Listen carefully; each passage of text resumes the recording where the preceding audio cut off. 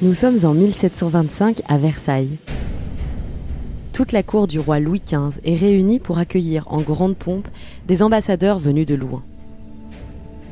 Ils sont torse nus et leurs vêtements de cuir richement décorés ne ressemblent à rien de déjà vu de ce côté-ci de l'Atlantique.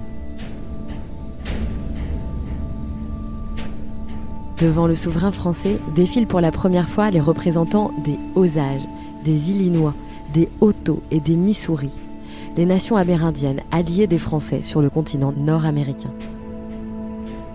Le chef des Kaskaskias, un interlocuteur particulièrement stratégique pour les Français, n'a pas pu faire le déplacement en bateau avec les autres. Son territoire est menacé par les guerriers renards, les alliés des Anglais. Il doit mener la défense de son peuple et protéger les intérêts des Français. Alors, faute de pouvoir faire le voyage, ce chef, nommé Mamantwensa, a confié à un père missionnaire un objet symbolique. Un ouvrage de la taille d'une écharpe, en perles de coquillage, blanches et violettes, dont la légèreté et le raffinement fait pousser des exclamations à la cour. Ce collier s'appelle un wampum, et il a valeur de contrat avec l'État français.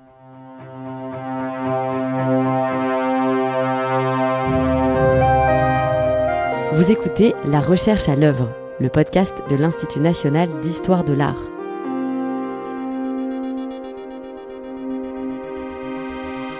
Je suis Anne-Cécile Genre et à chaque épisode, des chercheuses et chercheurs me partagent leurs travaux, leurs découvertes, mais aussi leurs doutes sur les sujets qui les passionnent.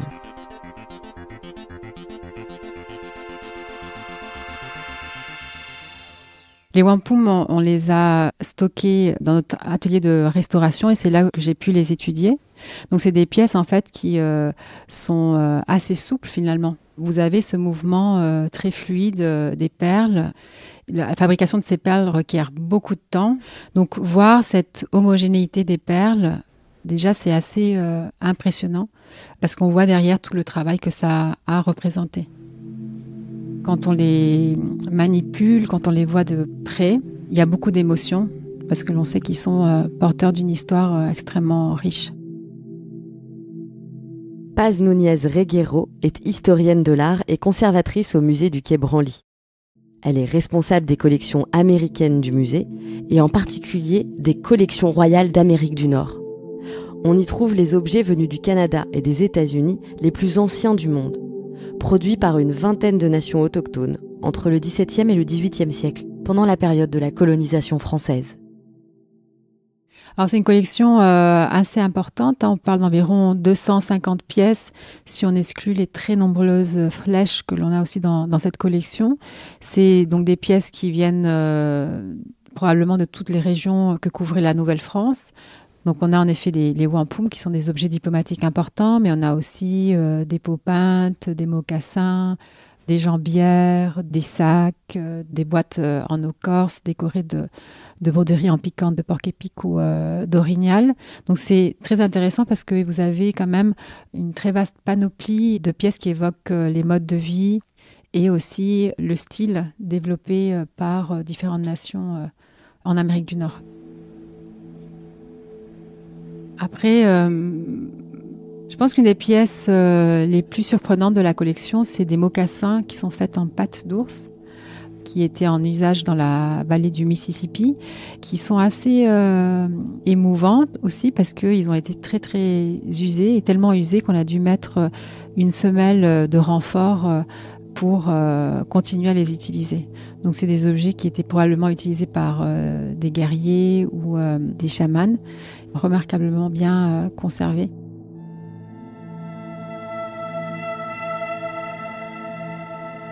Au tournant du XVIIIe siècle, le territoire nord-américain est le théâtre de multiples affrontements. Les différentes nations amérindiennes sont déjà engagées dans des combats les unes contre les autres, avec des jeux d'alliances complexes. Et l'arrivée des Européens complique encore la situation. Alors que les Anglais s'installent le long de la côte Est et créent de véritables colonies, les Français étalent leur présence autour du fleuve Saint-Laurent, des grands lacs américains et aussi le long du fleuve Mississippi. Ce vaste territoire, appelé Nouvelle-France, est exploité pour ses ressources naturelles et en particulier pour ses fourrures qui sont ensuite acheminées par bateau vers l'Europe. Souvent, c'est les nations elles-mêmes qui vont les récupérer et les vendre aux Français, qui les échangent contre beaucoup de produits de traite, comme des objets en fer, des perles, des tissus, etc. Beaucoup de biens que les nations autochtones vont adopter pour se vêtir, pour s'orner. Donc des objets qui sont vraiment des biens de prestige pour eux.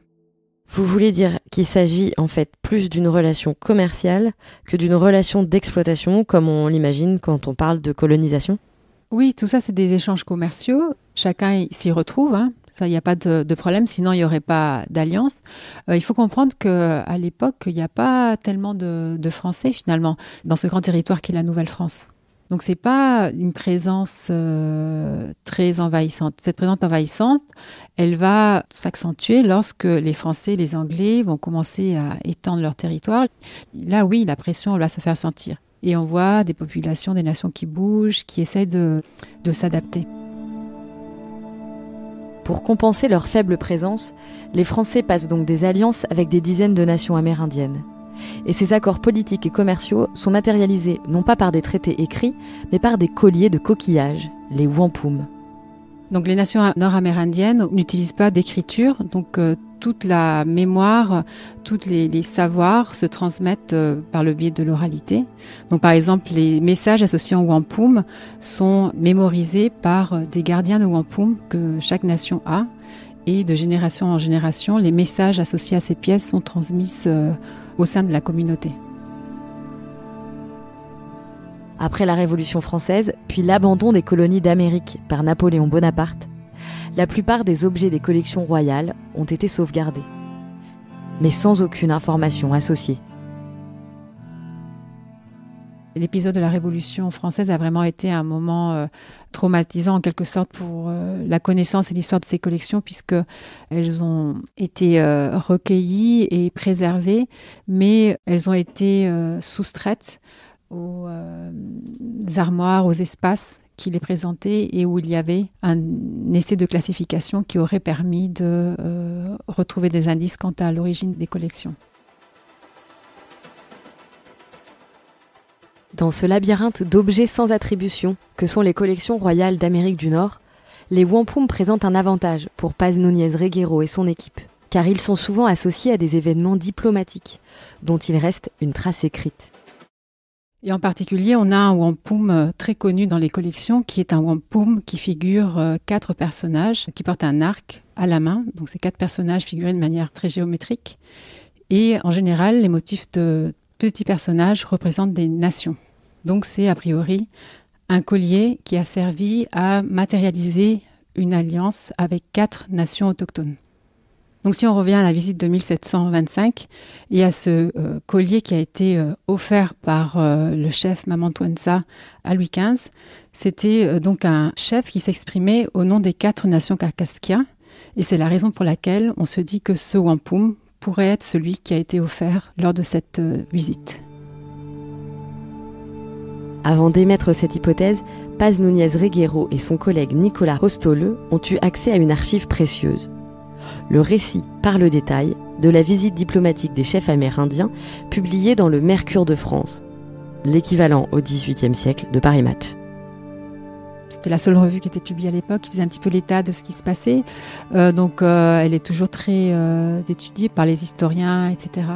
Mais c'est vrai que quand on relit ce témoignage, après avoir passé autant de temps à étudier les wampum, ça prend un tout autre aspect. Et ça devient quelque chose de très vivant. Je trouve ce témoignage absolument extraordinaire. Dans ce long article, on apprend notamment que les chefs des nations amérindiennes ont offert, mais aussi reçu des cadeaux de la part de la cour du roi, et en particulier du duc d'Orléans, le cousin de Louis XV, et sa femme Jeanne de Bade. C'est très émouvant parce que sa toute jeune femme, qui en fait va mourir 1 an plus tard, elle offre au chef illinois, je crois, une tabatière en écailles de tortue avec des diamants. Enfin, tous les présents était très important dans ces relations. Les Français ont essayé d'éblouir leurs partenaires autochtones en leur montrant tout ce qui était fait à Paris, en les emmenant à l'opéra, etc. Et puis ensuite, le fait de voir que le roi les invite à la chasse aux lièvres. Finalement, je me pose la question de savoir comment Louis XV a réagi en les voyant, je sais pas, tirer avec leurs flèches. Et c'est très émouvant parce qu'il y a eu un réel intérêt pour ces délégués qui ont dansé à la mode de leur pays, comme ils disent dans les textes. Et tout ça va être très apprécié. D'ailleurs, c'est une visite qui va beaucoup inspirer Jean-Philippe Rameau, qui va plus tard faire cette pièce de musique Les Sauvages, qui fait partie des Indes galantes.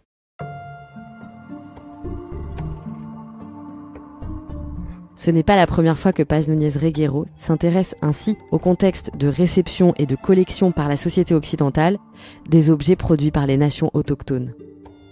En parallèle de son travail de conservatrice sur les collections américaines du musée du Quai Branly, Paz Núñez Reguero s'est lancée dans un doctorat d'histoire de l'art en 2009, avec pour fil rouge une partie des collections dont elle a la responsabilité et pour lesquelles elle manque cruellement d'informations.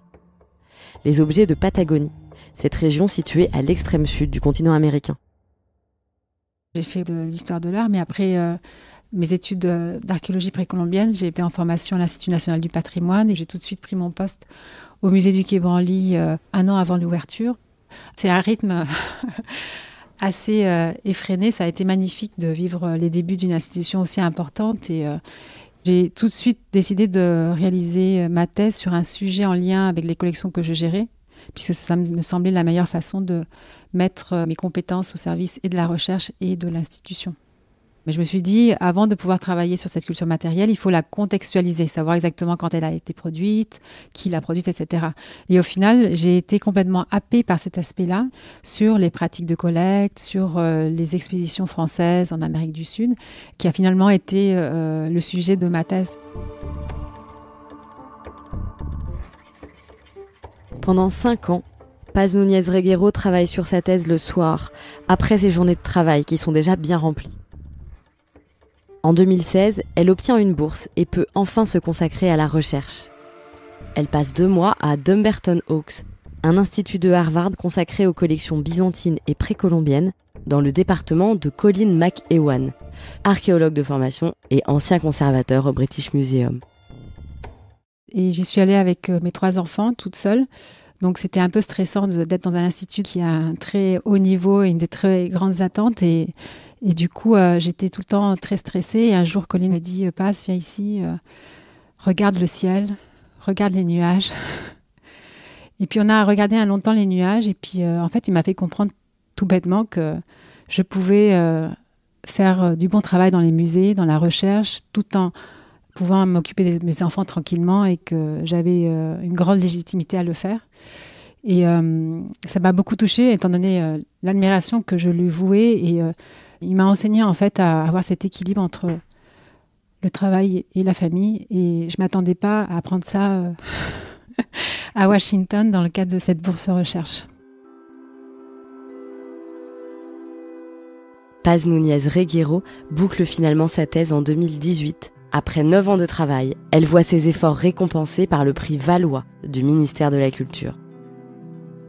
Mais dans le cadre de mes recherches de Patagonie, j'avoue que le moment le plus fort a été d'identifier dans les collections du Musée de l'Homme les restes humains du fils d'un cacique qui avait été visité par un explorateur qui a mené une expédition en Patagonie en 1896-97. Par ses recherches, Paz Núñez Reguero découvre que le corps du fils de Liempichun Sakamata, l'un des chefs des Tehuelche, avait été ramené en France par l'explorateur Henri de Lavaux. Une information précieuse pour les descendants des Tehuelche en Patagonie. Selon les croyances de leurs ancêtres, le cercle de la vie ne se referme que si le corps revient à la terre-mère. Il doit donc revenir en Patagonie. Et aujourd'hui, ce corps est demandé en restitution par les descendants de cette famille. Donc c'est vrai que c'est des moments, je pense, importants de pouvoir aider ces communautés à retrouver les traces de leurs ancêtres. On laisse parfois peu de place à la voix des professionnels de musée lorsqu'il s'agit de considérer des collections constituées en contexte colonial, en se disant que ce n'est pas les objets qui proviennent de nos cultures, etc. Mais en fait, toutes les archives conservées en France qui permettent de documenter ces pièces, c'est quelque chose de très, très précieux pour expliquer comment ces collections venues du monde entier sont arrivées chez nous et pouvoir expliquer également comment ces pièces ont été conservées. Depuis 2019, la chercheuse s'inspire des méthodes qu'elle a inaugurées autour des collections de Patagonie pour s'attaquer à une autre collection, dont elle a aussi la responsabilité depuis 2005, mais sur laquelle il y avait encore peu de dialogue avec les nations autochtones, la collection royale d'Amérique du Nord. Elle monte un projet de recherche avec des financements à la fois français et américains, afin d'établir des partenariats avec les communautés aux États-Unis. C'est la Terra Foundation et la Fondation des sciences du patrimoine qui m'ont payé déjà 3 contrats annuels pour des chercheurs qui travaillaient à plein temps sur notre projet. Parce que vous me disiez, quand est-ce que je fais ce projet ? En fait, je le fais après le travail, parce qu'un musée national, ça assure un service public qui prend la plupart de notre temps. Donc c'est vrai que ces projets de recherche comme ça, ils sont très envahissants sur la vie privée. Mais en même temps, je ne pense pas qu'on puisse ne pas devenir amis avec ses partenaires. C'est quelque chose qui va au-delà en fait, du professionnel à un moment donné. Parce que ça engage beaucoup de temps, mais en même temps, ça engage beaucoup d'émotions et d'émotions saines. Et à un moment donné, ça donne tout le sens à son travail. Et comment vous sélectionnez vos interlocuteurs ? Est-ce que c'est des chercheurs ou est-ce que ça n'a rien à voir ? Des réseaux très, très variés, mais nous, en tout cas, en ce moment, on a un dialogue plus étroit avec 8 nations autochtones qui participent à différents niveaux, parce que des fois, on travaille avec un centre culturel qui ne va pas être le centre culturel de la nation, mais c'est une institution où travaillent des gens qui sont des porteurs culturels pour leur nation. Donc, à ce titre, ils sont légitimes d'être des bons interlocuteurs pour nous. Disons que leur voix vaut pour celle de leur communauté, puisqu'ils ont été choisis comme des représentants de leur communauté. C'est des ritualistes, des artistes, etc. Et puis vous avez d'autres collaborations qui se font directement avec les départements de préservation historique. On travaille avec la nation Choctaw, ils sont 200 000 membres, donc c'est l'une des plus grandes nations autochtones aux États-Unis. Et eux, ils ont un service de préservation historique de 30 personnes avec des spécialités très développées, qui ont les moyens de voyager s'ils ont besoin de voyager à leurs frais, etc. Il y a d'autres nations comme les nations Quapaw ou Miami avec lesquelles on travaille, comptent aujourd'hui 200, 300 membres. Et du coup, ils ont des services moins développés. Paz Núñez Reguero a besoin de ses partenaires autochtones. Eux seuls ont l'expertise et la connaissance des sources nécessaires pour le travail colossal que constitue la recherche de provenance d'un objet. Ça se passe toujours bien parce qu'en fait, les gens qui viennent travailler ici, ils ont la même envie que nous de développer un dialogue, de mieux comprendre ces collections. Et finalement, le statut de ces collections et ce qu'on va en faire pour l'avenir, il arrive peut-être à un moment donné, mais il est défini de manière consensuelle. Quand on a commencé notre dialogue avec les Sénéca, on ne savait pas trop comment ils allaient réagir, notamment au regard des wampum qui sont conservés en France. C'est une des nations qui a le plus demandé d'objets en restitution. Donc on savait que la question allait être posée, mais au final, c'est eux qui les ont identifiés comme des cadeaux diplomatiques. Les représentants des nations autochtones sont régulièrement impliqués aux côtés des équipes du musée du Quai Branly sur les questions d'attribution ou de restauration. Et quand ils le peuvent, ils partagent leur savoir-faire, par exemple autour de la conservation des broderies en piquant de porc-épic qui ornent en particulier certains wampum de la collection. Donc on a eu la chance d'inviter un partenaire Sénéca, Jamie Jacobs, qui nous a fait un atelier de piquant de porc-épic au musée pour les conservateurs et les restaurateurs. Et ça a été vraiment très important pour nous pour comprendre effectivement toutes les difficultés qu'il y a à pratiquer cette technique. Donc par exemple, tout le travail en piquant de porc-épic, c'est beaucoup développé dans la région au sud des Grands Lacs. Et on a des catégories très particulières de ce qu'on appelle à l'époque des sacs à pétins, des sacs à tabac, qui ont une forme rectangulaire et une partie inférieure recouverte d'une broderie en piquant de porc-épic pour donner un motif décoratif, par exemple le motif de l'oiseau tonnerre. Donc ça, c'est une catégorie d'objets associés à l'ancien pays des Illinois. Et à quoi l'on reconnaît l'oiseau tonnerre ? C'est un oiseau qui est toujours présenté avec un bec bien prononcé et des ailes déployées. Donc quand on voit un oiseau comme ça sur un objet, on se dit qu'il vient probablement du territoire illinois ? Non, on va plutôt combiner différents aspects. Ça peut être l'iconographie, le style, la forme de l'objet et éventuellement la comparaison avec une pièce qui est plus précisément documentée. Quand elle reçoit les représentants des nations autochtones, Paz Núñez Reguero leur prépare tout un itinéraire sur les traces de leurs ancêtres. J'organise toujours pour eux une visite au château de Versailles, par exemple, ou au musée du Louvre, si ça a du sens, ou chez nos partenaires comme la Bibliothèque nationale de France ou les Archives nationales, parce que je suis très admirative de l'histoire des musées en France. Moi, je viens d'un pays, en Argentine, où malheureusement, on n'a pas cette structuration de la culture, ni cette législation très ancienne qui protège le patrimoine, les monuments historiques.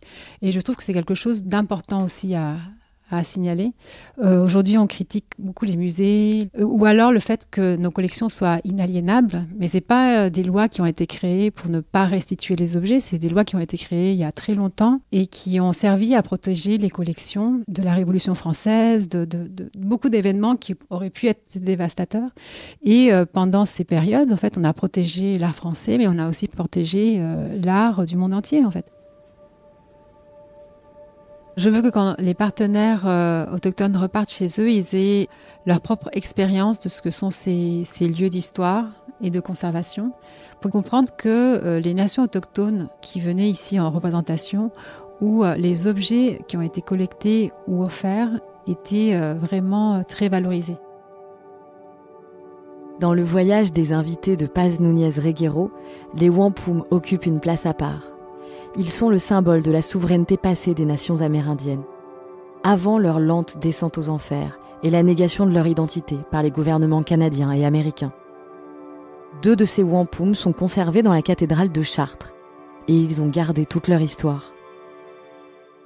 Il s'agit de wampum qui ont été offerts par des communautés converties, des Hurons Wendat de la Jeune Lorette, près de Québec, qui offrent à la Vierge Marie un wampum en 1678. Et on garde encore la lettre en français et en langue Huron-Wendat. Et en l'occurrence, ce message dit que les Hurons-Wendat sont désolés de l'avoir connu si tard, mais qu'ils vont se rattraper. Et vous avez un autre collier aussi qui a été envoyé par les Abénakis de Saint-François, donc aujourd'hui Odanak, qui transmettent un wampum très très grand, c'est un des plus grands qui soit conservé. Il est fait de 11 000 perles de coquillage wampum. Et c'est une pièce qui est donc offerte en 1699 à Chartres également et qui est toujours conservée dans le trésor de la cathédrale. En 2023, pour la première fois depuis le XVIIIe siècle, les wampum des collections royales françaises ont traversé l'Atlantique dans le sens inverse. Paz Núñez Reguero et ses partenaires issus des nations autochtones ont monté une exposition autour de ces objets si symboliques. Ils l'ont d'abord installée au centre culturel Seneca, dans l'État de New York. Leur arrivée en mars 2023 a été l'occasion d'une grande cérémonie. Ça a duré presque 1 heure et pendant cette heure, il y a eu du soleil, de la pluie, de la neige et du vent, mais c'était très émouvant. Toute la cérémonie a été faite en langue Seneca. Et ensuite, il y avait un traducteur qui nous expliquait les choses. Et je pense que les autres participants avaient, comme moi, l'impression de vivre un moment historique. Ça a donné tout le sens au travail que j'ai engagé depuis plusieurs années avec mes collègues. Voir que ces pièces, elles ont encore un rôle important à jouer dans la société. Parmi les wampum, dans l'exposition inaugurée ce jour-là, il y avait le wampum des 4 guerriers, celui que le chef Mamantwensa a peut-être fait remettre en 1725 au roi Louis XV en signe d'allégeance de son peuple et des nations alliées. Les descendants de ces nations ont été conviés à la cérémonie et aux côtés de Paz Núñez Reguero, ils ont pu admirer l'imposant collier cérémoniel. Alors c'est vrai qu'on est toujours un petit peu troublé parce que cette proposition d'attribution ne reste qu'une hypothèse. Tout le monde essaie toujours de faire très attention, on est toujours très prudent. Mais là, vous voyez, vous aviez des gens qui étaient venus exprès pour accueillir ce wampum en raison de l'hypothèse que l'on avait avancée. Et aujourd'hui, quand je vois les objets, depuis le début de cet entretien, vous me demandez qu'est-ce que je vois dans les objets. En fait, je vois les visages de mes partenaires ou alors j'imagine ceux de leurs ancêtres. Et c'est ça qui est beau, en fait. C'est des objets qui sont devenus vivants. Les objets, ils sont magnifiques, mais quand vous voyez les relations qui se tissent aujourd'hui autour de ces objets, c'est encore plus beau et plus enrichissant.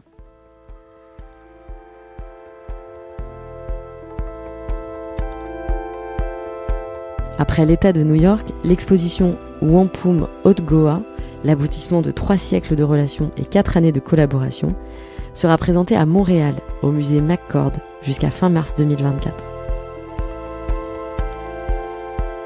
Paz Núñez Reguero a désormais pour projet de lancer un travail collaboratif autour de la géographie et de la toponymie des territoires autochtones au XVIIe et XVIIIe siècle, grâce aux objets des collections royales, mais aussi des cartes dessinées par les Français à l'époque en Louisiane et qui constituent une archive historique unique.